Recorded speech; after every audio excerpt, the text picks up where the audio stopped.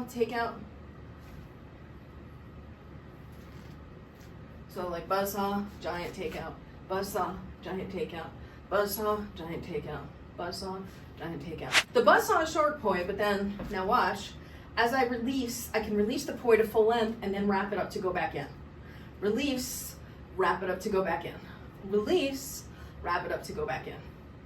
And what you could do is you could alternate. So you could do like, say, your right arm out and then wrap it back in. Your left arm out and then wrap it back in. Your right arm and back in. Your left arm, back in. Your right arm, back in. Your left arm, back in. And then it's using that same technique that we use when we're doing the chasing the sun into the buzzsaw. It's the same wrap, where when you're coming over the top, you stick your fingers out and it bisects the plane, so then you pinch and wrap to get it shorter. Overhand here, you sweep back.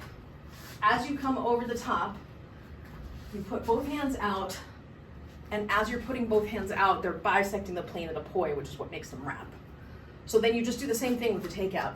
You release to the outside. As you bring it to the outside, you release it from your fingers that are making it shorter, so then it's full length, right?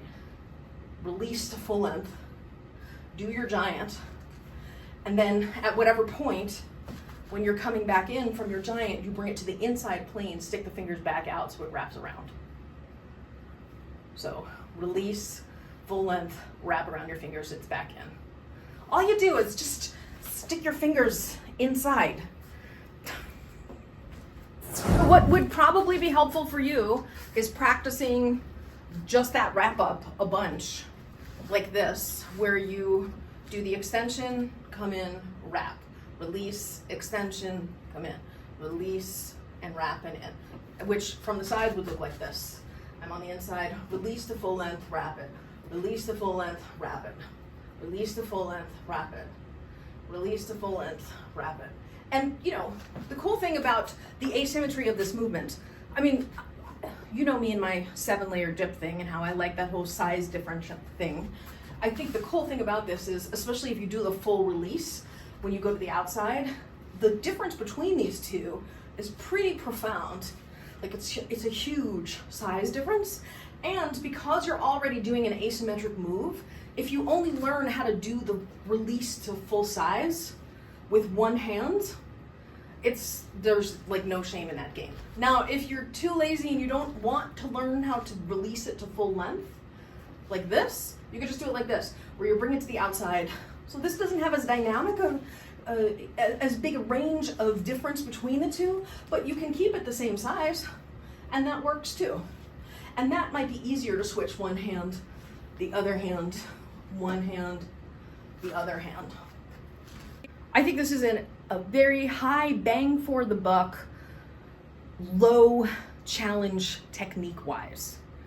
Like this is not this is not nearly as challenging as doing something like going from a cap to a giant to a cap when you're going opposite to same direction. I don't think it's as demanding. So big bang for the buck.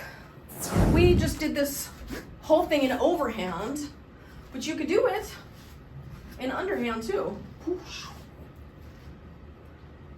I mean, the underhand is actually kind of interesting too, because I think the wrap in underhand is easier to do. So for example, I can release to full length, come back here, wrap it up here, and bring it back in. So it's almost like you wrap, 2-pedal, back to buzzsaw. Release long, wrap, 2-pedal, back to buzzsaw. Or you could release full extension, 2-pedal, back to buzzsaw. Or not release at all.